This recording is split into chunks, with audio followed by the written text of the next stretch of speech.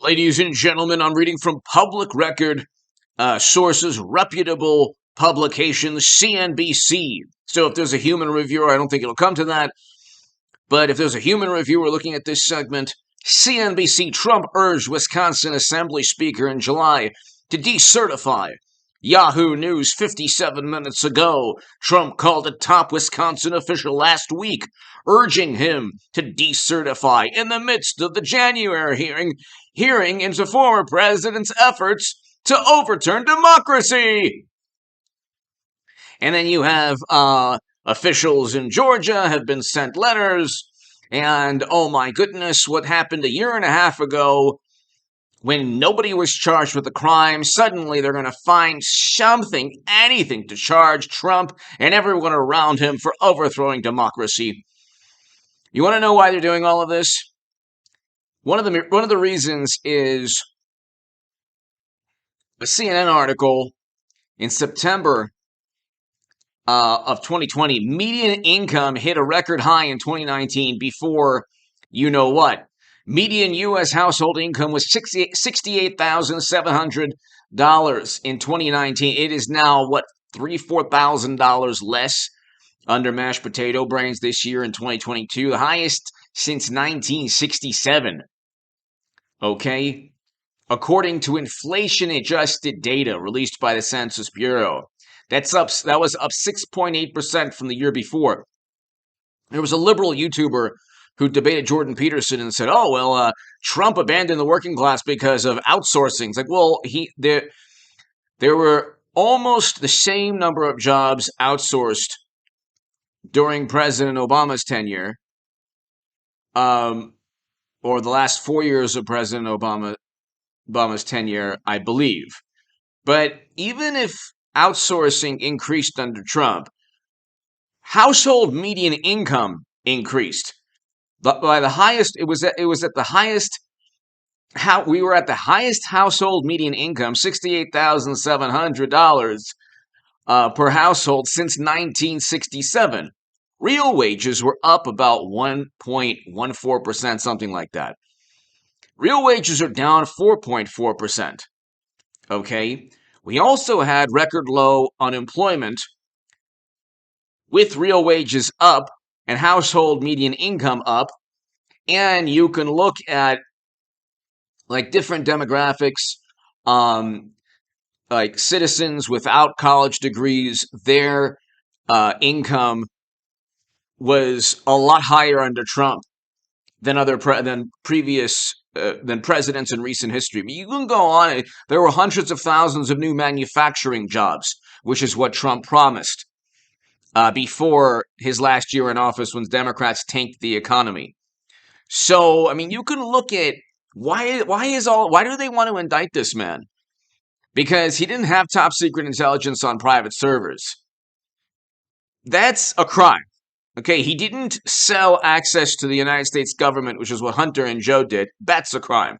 And you know that there are emails and voicemails of 150 financial transactions deemed suspicious. Okay, that's a crime. You can easily indict Democrats based on their criminal behavior. What happens is they're investigated only for public relations purposes. Well, we investigated, we found nothing, there was no intent. So when Comey says there was no intent, the entire media says, okay, that's it, just wrap it up. We don't have to talk about it anymore. But let's focus on Trump and what he might have done, as opposed to what Clinton actually did, or what Hunter actually did.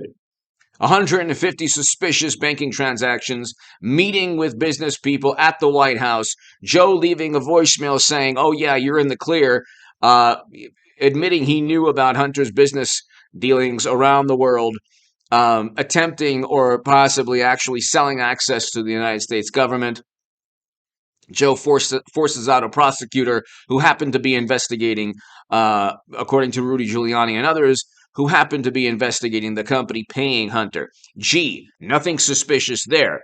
Then the rebuttal is, well, it was common knowledge that the prosecutor was corrupt. Then why, when Joe was bragging about forcing out the prosecutor, the government officials were in disbelief, saying, you have no authority to do that. Then Joe says, "Well, call President Obama." So he implicates himself in that clip where he's boasting and bragging about forcing out the prosecutor. Then we find out that one of the executives from that company has an email saying, "How can you use your influence on the company's behalf to Hunter?" Then we have we have testimony whenever the impeachment trial starts, because they will impeach Joe numerous times, probably, I mean, once for sure, but possibly twice. Tony Bublinsky, Hunter's business partner, said, "Oh yeah, that's right. The emails, the business relationships were formed primarily because Hunter had access to Joe and could influence U.S. foreign policy or U.S. domestic policy or U.S. policies to help the people giving, or the companies or individuals giving him money." That's according to his business associate, and you could see that within the emails as well. So there's enough to indict there, especially with the 150 financial transactions that are deemed suspicious. Hit subscribe to this channel. I have a very important segment on the nuclear confrontation and stock market crash channel right after this, and the Bitcoin 10K recession channel in later this evening. So we have a situation where Trump didn't abandon anyone. Like, he definitely didn't abandon the working class or working people, because working people or the average American did better, not worse, by every standard. Bringing up outsourcing apparently didn't affect household median income and real wages, which were up, and the unemployment rate, which was the lowest in decades. It was something like a 40-year low. The unemployment rate hit the lowest it's been in 40 years. And now we have inflation hitting the highest it's been in 40 years. So we have a complete reversal. There's 4.4% decrease in real wages. We have a 9.1% inflation rate, a contracting economy. We're in a recession. And until Trump's last year in office, when Democrats gleefully tanked their economy and Andrew Cuomo got an Emmy for doing so, things were doing very, very well. Like I said, hundreds of thousands of new manufacturing jobs. He delivered on everything, or he either delivered or tried to deliver. Okay, I mean, those are just like quick, because I watched a little bit of that debate between Jordan Peterson and a liberal YouTuber, and I'm like, okay, let's say outsourcing increased under Trump. And by the way, that could have been also the last year of his presidency could have been a factor there. But there were hundreds of thousands of new manufacturing jobs. There was a 1 to 200,000 loss under President Obama. More manufacturing jobs under Trump before 2020. Okay, household median income up, real wages up. So what was the problem? How did he abandon anybody? With manufacturing up, and steel CEOs and other business organizations, AFL-CIO even, wanted tariffs against China. And Trump went to bat for all of them. And so that was a short-term tactic. Like, nothing he did. There was nothing he did. I mean, he went to bat for a lot of people, and he did a lot of good things. And nobody could ever give him like his credit for anything. So now they're investigating. There was a rapper that he helped in Sweden, and then the rapper said, "Well, gee, thank you, but he made it worse." Like, how could he have made it worse? You got out. And if you look at what happened to Assange in Sweden, it's like, it's not easy to, like, if you commit a crime there, they don't care, like, they're going to keep you there. And so Trump helped out, but of course it was like, nobody could ever say Trump did an amazing job. He did a great job as president. The media melted down. People were making more money. People were working. The Dallas Federal Reserve talked about, and then there was the tax cut issue within that debate. The tax cuts, any tax cut will always help in terms of proportion, the wealthiest. But the wealthiest also make the most money in a recession. The wealthiest always make out no matter what happens in the economy.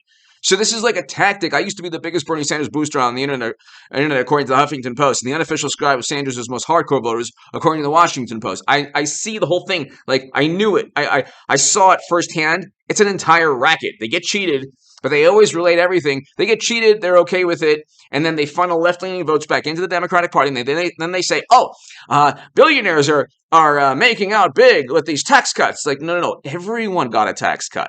It helped everybody. The Dallas Federal Reserve stated that it increased GDP by 1%. And so there was an article out, and so the economy was doing great. It wasn't doing as well as detractors stated. That's what they do. They go after Herschel Walker now. He's not as rich as he says he was. There was a Pulitzer Prize given to somebody who said Trump didn't give as much to charity as he claimed. I mean, it's like, here you have very bizarre, like, rubric or, like, paradigm of how Democrats are judged and how Trump Republicans are judged. But anyway, to cut a long story short, he didn't get indicted for that, and he doesn't care. Trump doesn't care. He's going to run again. And if they indict Trump for a crime he didn't commit, because they set him up for a crime he didn't commit, he's the Obi-Wan Kenobi of politics. He will just simply come back stronger and more popular.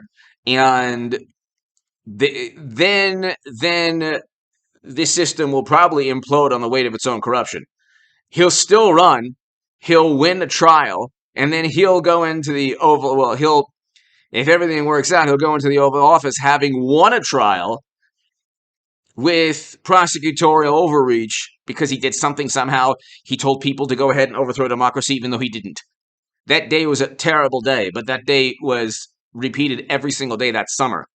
But Democrats' media publications said, "Oh, it was peaceful, fiery but peaceful, with a building in flames behind the journalist."